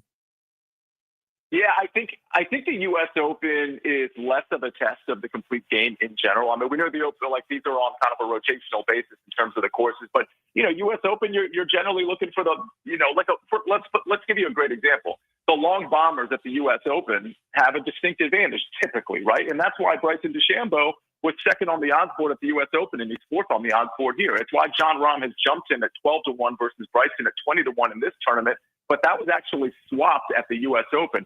Length has really served well at the U.S. Open, and obviously everything else is incorporated in there, but that's not what you necessarily need here. Length is always going to help, but just being a good total driver at the Open, but also being able to be creative and being good around the green and not being afraid of like these contoured greens that you're going to see at Royal Portrush that you wouldn't see necessarily at the U.S. Open. I mean, that's part of the reason you have to be so dialed in on approach, is because the last thing you want to do is be, 25 feet away and have to go through a couple of slopes and contours to get to the hole. And I think that's one of the major differences, is that creativity, that around the green play. You really typically need that at the Open Championship. You may not need it as much at a U.S. Open. I love it. Sia, I got to know now, what is your bet slip looking like for this weekend? There's a lot, but I'll take you through the outright. So I do have Xander Schauffele at 25-1, and I just think that number's too long. I think the game is starting to come together for Xander, and talk about a guy that can absolutely be a murderer with the approach play. I mean, Xander The one thing he has been really good at since his injury that's been relatively consistent outside of the Travelers is he's just been absolutely dialed on approach. So if the off-the-tee play can be good, I think Xander can be good at 25-1. Matt Fitzpatrick is a guy I absolutely love. I mean, he was bad for like a year and a half, but the old Matt Patrick is here, and the short game is here, and the ball striking is here. He almost won last week at the Scottish Open, had a T4, but certainly had a chance to catch Rory McIlroy and Chris Gotterup. Just couldn't make a couple of putts down the stretch. I really like Matt Fitzpatrick's number, 55-1, 50-1 in some places, 55-1 in others. I bet him two different ways. I bet Xander straight up at 25-1, but I bet Matt Fitzpatrick at 55-1 in the straight up market. But it's 30-1 in the without the big four market, which is, of course, is without Rory, Scotty, Bryson, and Rahm. So I kind of split my ticket and played him two ways. I did the same for Adam Scott at 75-1, and then without the big four at 45-1. And then I do have a couple of long shots. Ben Griffin and Patrick Reed both at 90-1. I think those guys are kind of sneaky, and I think they could rise up at a tournament like this. I love it. I love a good long shot. Long shots make it so much more fun to watch. And with Xander, he's the defending champion of this one, so he plays well here. Yeah, I mean, listen, we're waiting for Xander to be the Xander of last year. He had that rib injury, which really held him back this year, and he's starting to come into his own. And I think it's about time that Xander actually strikes and shows you who he is. And we're starting to see that with the metrics. I mean, the finishing positions aren't great, but they're not bad either. And again, at 25-1, I actually think Xander's number should be closer to 16-1. And again, I hate to be the guy like, hey, we're getting closing line value, or we're getting value on this number. That's great, unless they don't win, and then it doesn't mean anything. But I do think Xander can actually win this tournament. 25-1 is. If you like long shots, by the way, I hit William Mao last week at the ISCO at 70-1. It's a guy nobody's ever heard of. I have some outrights for the Barracuda Championship. I'm sure we're probably running out of time, but I'm just gonna rattle them off real quick.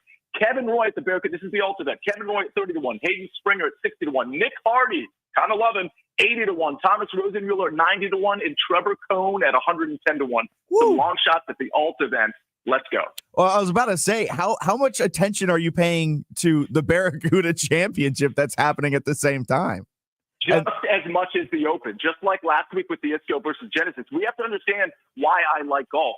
Golf is so fun to bet. It's a betting opportunity. And when you get a tournament that has guys like Scotty Scheffler and guys like Xander Schauffele and John Rahm and Rory McIlroy, it's harder to hit an outright unless you're using the without marker, which I do recommend, but it's just harder to hit an outright. But when you get to those alt events, you can start to identify talent that nobody else, including the market, has seen. In those tournaments, it's why I hit Carl Billups at 70-1 in Puerto Rico. It's why I hit William Mao last week at 70-1 at the ISCO.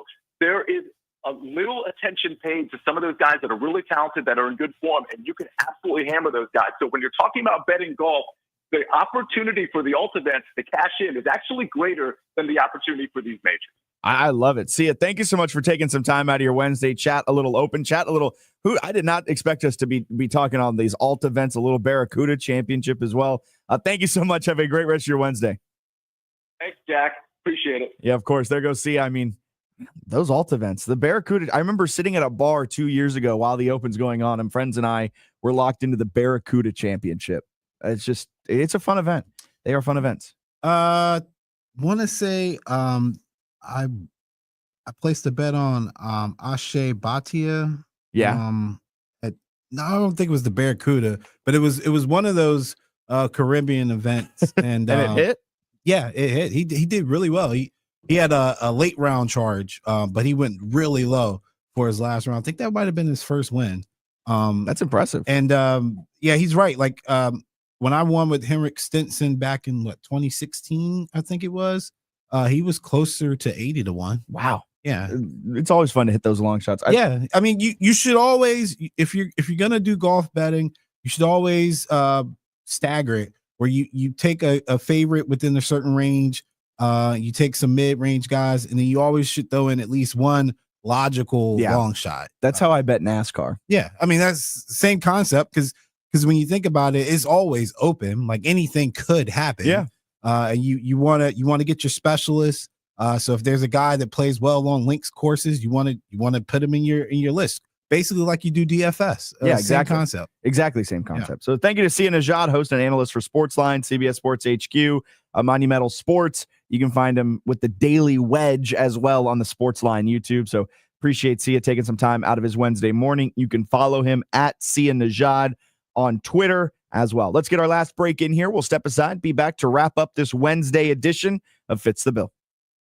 Summertime in RVA means Richmond Kickers soccer games at City Stadium. Family fun, food trucks, and men's soccer action on the field. Tickets online at richmondkickers.com. Horse racing is back, and it's time to get ready for another Triple Crown season. Get the latest from the industry every Saturday morning from 10 to 11 with Off to the Races on 106.1 ESPN. Presented by The Racing Biz. Nick Hahn and Frank Vespi bring you their insight and knowledge. Talking with the people making the headlines, including jockeys, trainers, and owners. Plus, get the expert picks each week, including a visit by Derby Bill Watson. It's Off to the Races each Saturday morning at 10 on 106.1 ESPN. Streaming live on the iHeartRadio app. Why'd I go to the doctor?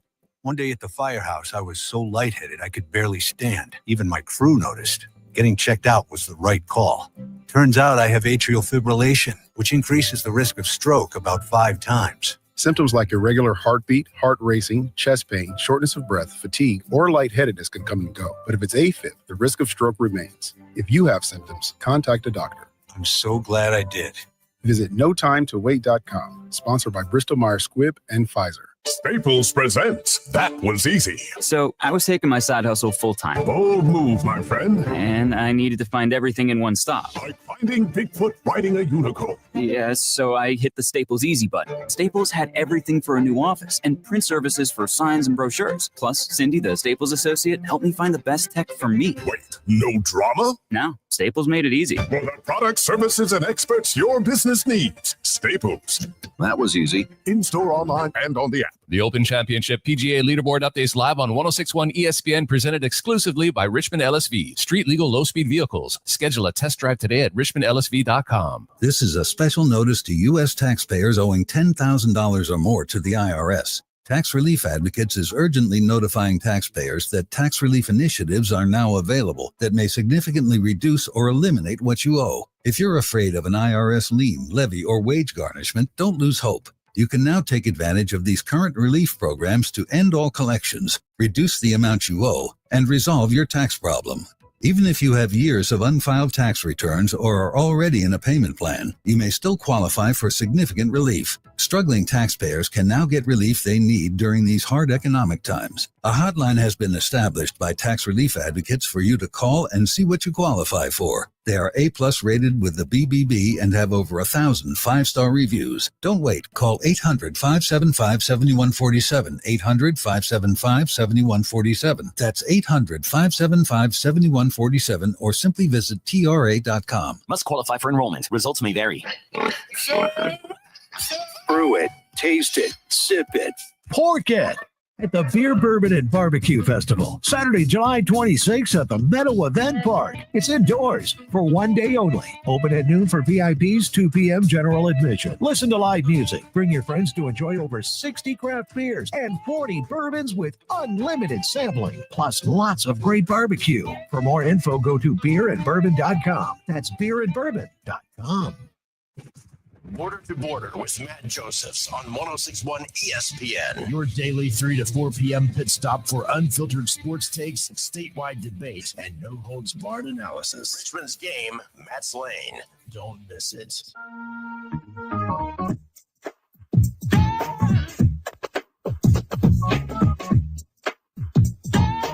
Welcome back into Fitz the Bill on this Wednesday, July 16th morning. I'm Jack Fitzpatrick, Allen alongside as we wrap up this Wednesday edition with a little shade to be thrown at the old Southeastern Conference, where it just means more, and it just means more if we're talking about the offense, because we're just throwing the defense to the wolves. Defense at this point can't do anything without getting in trouble. SEC is adding a delay of game on the defense penalty, where if a defensive line shifts, causing an offensive lineman to jump, it's now a penalty on the defense. So even if you don't cross into the neutral zone and you're just shifting to your left or to your right, like, defensive lines do to get a slight edge, which defenses get no edges in today's game, that could be a penalty on you. Much like how if you clap really loudly on defense, that can also be a delay of game penalty on you. Come on, SEC. Yeah, I get the clapping and screaming out the cadence, but yeah, this is lame. That's all too. It's pathetic. I'm just gonna jump on the bandwagon, get ahead of it all, and say it's the Arch Manning rules, whatever makes it easier. Because the most infamous case of that last year was Georgia doing it against Texas, and it did create confusion. But obviously, Quinn was the quarterback, I think, at that time. But Georgia's the one that I see do it the most, which is interesting that they would even come up with that rule, basically telling Georgia don't play your usual defense. But what are we doing, man? What are we doing? What are we doing? And look. Arch Manning said it at SEC Media Days. So he's eager to prove himself. Having that quote on the lower third with Finbaum standing there looking goofy was the greatest thing ever. Because even Arch doesn't believe like he's the best player since Tim Tebow. Look, I've got a soundbite for this. Let's listen to what Arch Manning had to say, because at SEC Media Days, man, oh man, did he downplay all of this. Actually, first I forgot. There is an ad that needs to be played on this soundbite, so I'm an overpowered leaf blower. we'll have to. Oh my God, that's my fault. That's my So you're too young not to know how technology works, Jack. that was a very like. Remember like your teacher trying to? Yes. Did you have smart boards growing? No, that was a stupid question. We had projectors, and then we had the dry erase board. Yeah, I don't know why I asked that, because even I had projectors when I first got into school. We didn't have smart boards until like. I feel like you were born in the 2000s. Hey, I was born close. You were not. 97. Yeah, 97. Close, but not quite close, but no cigar. This is what Arch Manning had to say at SEC Media Days around all of the hype that has surrounded the other Manning. Greatness. I think greatness. You have to be a leader, and you have to win games. I think being a winner comes with greatness, and so I'm going to try to do both those this year. You embrace that? You feel awkward? Yeah. You know, I'm not really in the business of this is going to sound mean, but like caring what other people think. But, you know, I'm grateful that y'all think that, but I've only played, 2 games, so I got a lot to prove. Thank you. I don't know. We got a bunch of famous people in Austin. We got McConaughey rolling around, so I'm in his shadow. For how much longer? I think a while, as long as he keeps acting. I think I have really good friends, good family to keep me grounded, keep me honest. Whenever I'm acting like a turd, they tell me. So I think that's good to have those people around you for sure. Yeah, I'm sure. Yeah, we were playing golf the other day, and I like complimented my own shot, and they're like, "What the hell is wrong with you?" But no, I think and then also not looking into all the social media stuff. I have a bet with a guy that I'd give up social media for a week. Give me $20. So it's been hard to not start scrolling, but I think I've done pretty good so far. He knows what's up. Arch Manning knows what's up. He's been well trained. He said it's had a weird. little Eli humor in there, a little bit of Peyton humor in there as well. And he's right. Yeah, it's easy to stay grounded when you're not the best in your family, regardless of what you say. You'll never be better than Peyton, unless he Eli. goes and wins 3 Super Bowls and does it against Tom Brady. Yeah, somehow. he's got a long ways to go. And it is insane the amount of hype that is around Arch Manning. Like, I get his last name is Manning, but he has done nothing. And even in high school, he was good, not necessarily, whoa, look at this guy. He's the best thing since sliced bread. He wasn't really like that in high school. I mean, it's royalty. Like you think football, you think the quarterback, Manning, you think Manning. That's true. That's true. Shout out to Archie for making it that way. It's a fun. He's not even a Hall of Fame quarterback. I know, but he's done a great job raising them 2 boys. He produced 2 Hall of Famer, or 1.5 Hall of Famer. 1 and a third. I'll give Eli half of a Hall of Fame vote. But the thing with Arch, it's a game I really like to play. Like Marvin Harrison Jr. last year, it was a fun game to play with Marvin Harrison Jr. What if his name was Joe Brown? Would Marvin Harrison Jr. have been a top end of the first round draft pick? I mean, probably not. Yeah. I know Irsay wouldn't have tried to trade half the team for him if his name was Brown. That is a fun exercise. Like, would Arch Manning be getting this much love if his name was Colin Smith? No, not at all. Exactly. Like, I mean, he came in with conditions, right? Like, gonna redshirt my freshman year. Not gonna make a big fuss about it. And I still don't understand how he wasn't starting that second year, but it just seems like everything's kind of been scheduled for him to be a certain way, to be progressed a certain way. So I too am curious, what is he going to look like when he steps on the field and it's his show? How's the offense going to look? Because I don't think him and Quinn, I don't think they have the same eye. So the offense will have to change a little bit. I think even Quinn struggled with a lot of RPO. I don't think we see a lot of that with Arch because he is more dynamic. Arch is much more dynamic. He's a better runner. In the couple of games that he started, which games did he start? Week 4 and 5? Yeah, it was like one terrible team and one mid team. I don't remember the exact teams he started against. He started against ULM. Yeah, which is a terrible team. And he actually did not perform well at all. Yeah, they were losing at one point, I think. And then he balled out against Mississippi State. Which is the mid team. Yeah, like balled out against them. So he had a below average performance in his first week as a starter. His second week as a starter in week 5, he was electric. But I mean, what are we supposed to do with that information? You know, that's not enough information for Paul Feinbaum to be saying that he's the best thing since Tim Tebow. Yeah, and I want the kid to succeed. Man. I would love. It would be awesome to see him succeed. And a more athletic Manning is exactly what evolution needs. And I think he will succeed. But just to stake the claim that he is the number 1 overall draft pick in this upcoming draft, to stake the claim that he's the best thing since Tim Tebow in the SEC at the quarterback position. It's insane. Like, it is all insane. And it's disrespectful to Cam Newton. That's true. but I will say Arch Manning, he's been media trained exceptionally well. He's played it all off exceptionally well. He said, quote, "I really haven't deserved any of this, so I'm just trying to play along and play ball." Like, he is doing a great job of not feeding into it. Seems like a really good head on his shoulders. Not sound like an old man talking about a kid. He got a good head on his shoulders. I mean, but it's true. He does. And he has shown his peak is very, very good. But he also showed what his valley could be against ULM. And much like why I'm not really extremely high on Baker Mayfield, you got to find that consistency. You can't have the peaks and the valleys. You've got to find where that consistency is. If Arch finds that, he can be the best quarterback in the SEC. But for the time being, it's TBD on his grade. We have to wait and see on how Arch Manning. Look, I'm all for making bold proclamations before the season starts, but with Arch Manning, there's just no data to support any type of opinion that you may have. Yeah, tomorrow you can explain to us why people are saying Nick Saban's coming back. He's coming back to Kennesaw State, folks. He's not. He's coming back to coach the Delaware Blue Hens. He's coming back to coach IUPUI. Do they even have a football program? I don't think they do. All right, keep it locked right here, 106.1. We're the spot where Richmond talks sports. Freddie and Harry, they're not coming on today. It's Clinton and Friends next. Not sure where that came from. Clinton and Friends next, then Joe and Q.